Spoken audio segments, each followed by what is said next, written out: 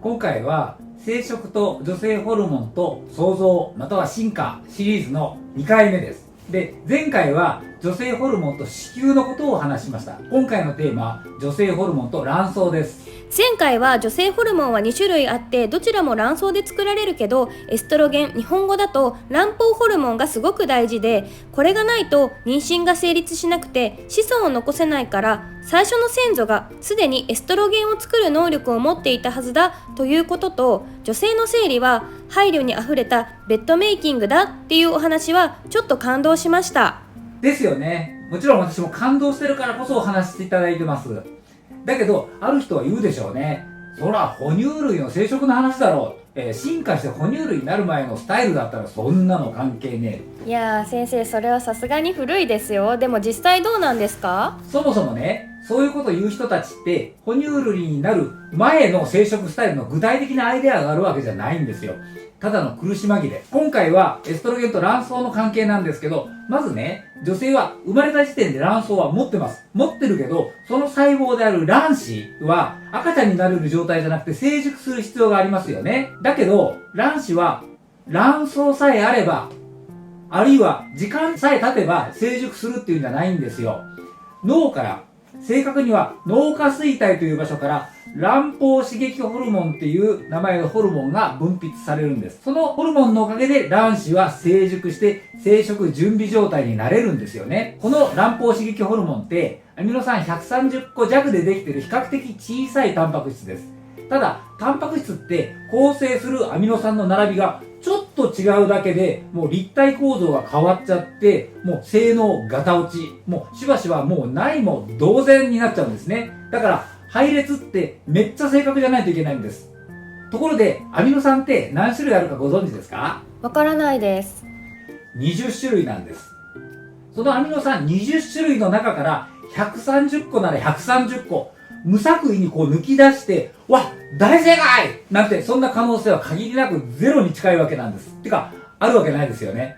そもそも、純粋な自然現象だったら130個って別に決まってるわけではないわけですもん。で、もちろん遺伝子が正確にコードされてるから正しい卵胞ホルモンができるんです。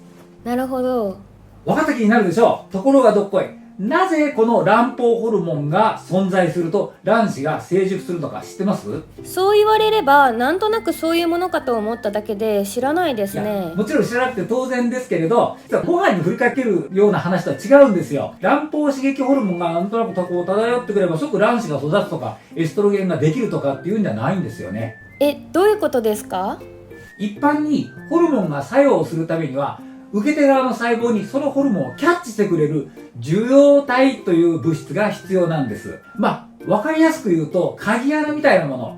もし受容体がないとせっかくホルモンが流れてきても何も起きません。だけどそのホルモンとそのホルモンの受容体の関係って実はめっちゃくちゃ厳密で、もうかなり似ててもドンピシャリじゃないと物質がほぼ全く結合しないんですね。で、そうすると多少違ってもこう対応してくれる野球のキャッチャーみたいなのとは全然違って、もうドンピシャじゃないともうスルーなんです。受容体に似たものっていうんじゃもうないも同然なんです。でもそのドンピシャの受容体にホルモンが結合すると初めてターゲットの細胞の中に連鎖的な化学反応が起きて、そのホルモン特有の作用が起こるんです。だから今話してる卵胞刺激ホルモンについて言うとですよ、卵巣の細胞上にその卵胞刺激ホルモンの受容体がないといけない。そうじゃないと何も起こらないんです。だけど、この受容体っていうのがアミノ酸700個からなる、もうどえらい複雑なタンパク質なんですよ。卵胞刺激ホルモンは130個だけど、その受容体の方は700個ですよ、700個。さっき話したように、これまた700個の配列がほぼ完璧じゃなかったらもうないも同然なんですけど、卵子は生殖の主役ですから、卵子が発育しないと次の世代が育てられなくって、もう絶滅してしまうわけですから、いや、前はダメだったんだけど、ちょっとずつ良くなって700個完璧になりましたなんで、これも全然論外です。だから、卵胞刺激ホルモンも、その受容体も、時間をかけてできたっていう可能性はもう全くないんですね。繰り返すけど、それじゃ次の世代が残せない。最初の最初、最古の祖先から、卵胞刺激ホルモンのアミノ酸130個の設計図、要するに遺伝子ですね。それだけじゃなくて、受容体、のアミノ酸700個の設計図も両方正しい完成形で存在していたはずなんです。うわーすごい。でしょう。だって片方だけあっても無理ですよね。で、しかも次の世代が残せなくて、その生物はジエンド。で、進化とかのんびりやってる暇はありません。だから、徐々に完成するなんて、なんとなく可能かなと思うけれども、実は最もありえないシナリオなんです。ここからちょっとややこしい話しますよ。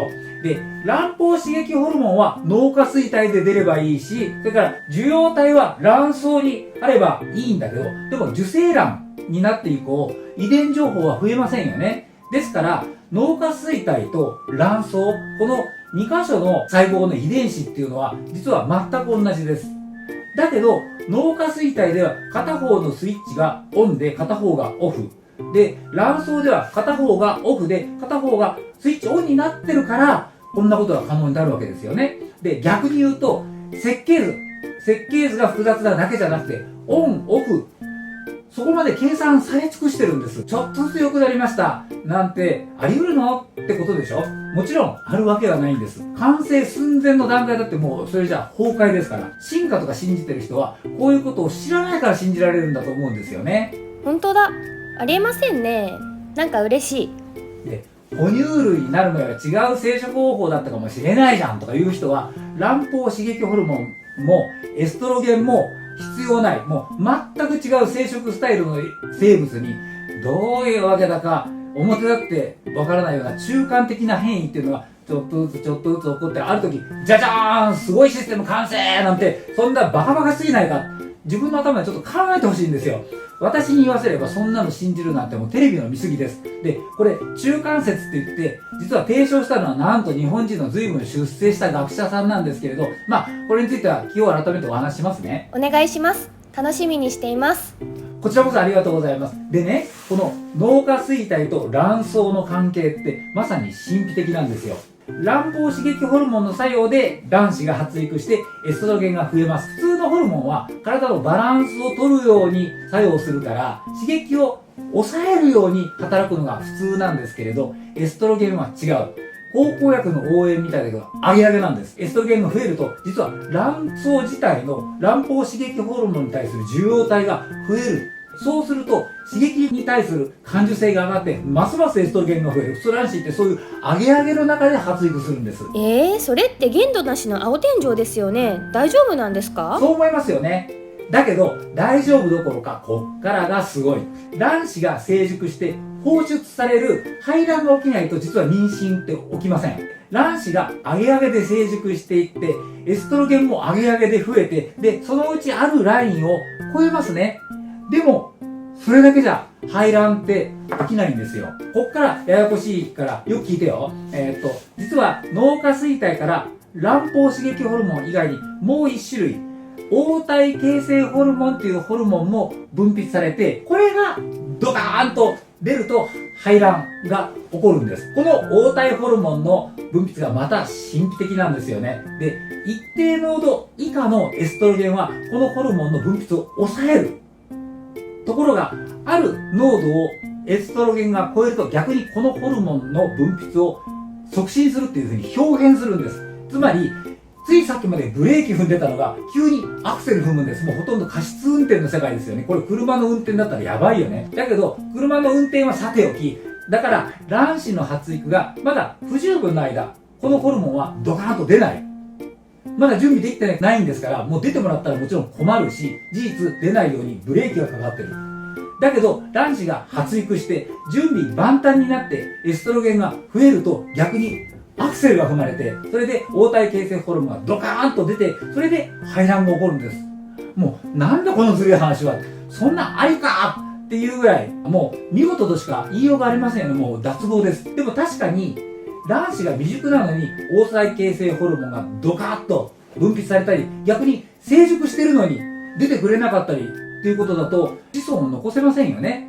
このトリッキーな現象だけ取り上げても、もう段階的に進化したなんていかにアホらしいおとぎの話か普通に考えたらわかるんじゃないかと思うんです。進化する前の段階っていうのはもう成立してないですから。今回はここまでにします。次回は3回目ということで、女性ホルモンと乳腺、哺乳類の生殖に固有なシステムは何か別の方法から進化したとすると何を獲得しなければならなかったかということもお話ししたいと思います。お楽しみに。この動画でお話ししたことは、どこかの知らない誰かに起こっていることではなくて、見てくださった皆さんご自身に起こっていることなんです。そのことに気づいて、ぜひ驚きながら喜んでいただきたいと思います。